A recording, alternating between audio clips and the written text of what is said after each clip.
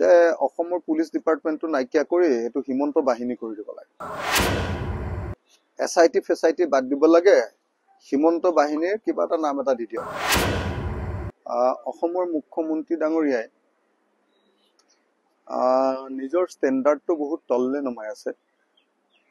মুখ্যমন্ত্ৰী পোষ্টত যিসকল মানুহ থাকে সেই মানুহবিলাকৰ ষ্টেণ্ডাৰ্ডটো অলপ সঁচাকৈ ভাল হ'লে ভাল।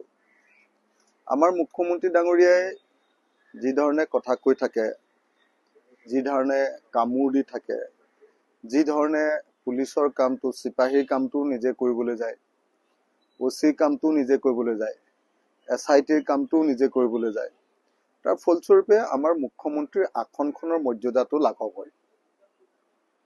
সেইকাৰণে মই অসমৰ মুখ্যমন্ত্ৰীক অনুৰোধ জনাম যে অসমৰ পুলিচ ডিপাৰ্টমেণ্টটো নাইকিয়া কৰি এইটো হিমন্ত বাহিনী কৰি দিব লাগে। SIT ফেচাইটি বাদ দিব লাগে, হিমন্ত বাহিনীৰ কিবা এটা নাম এটা দি দিয়ক। নহ'লে হিমন্তৰ ল'ৰাটোৰ নামটোকে দি দিয়ক, সেইটো বাহিনীৰ নাম।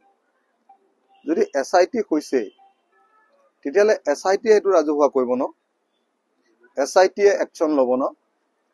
এতিয়া আমিতো দেখিছোঁ যে অকল মুখ্যমন্ত্ৰীয়ে চব কথা নিজৰ মুখেৰে কৈ থাকে, নিজে উত্তৰ দি থাকে, নিজে প্ৰশ্ন কৰি থাকে, নিজেই মানে চব কথা নিজৰে মুখেৰে আৰু। তাৰ ফলস্বৰূপে মানুহ কনফিউজ, মানুহ একদম মানুহে ভাবিছে যে এইবোৰ কিনো পলিটিক্সত সোমালো, এনেকে ভাবিছে।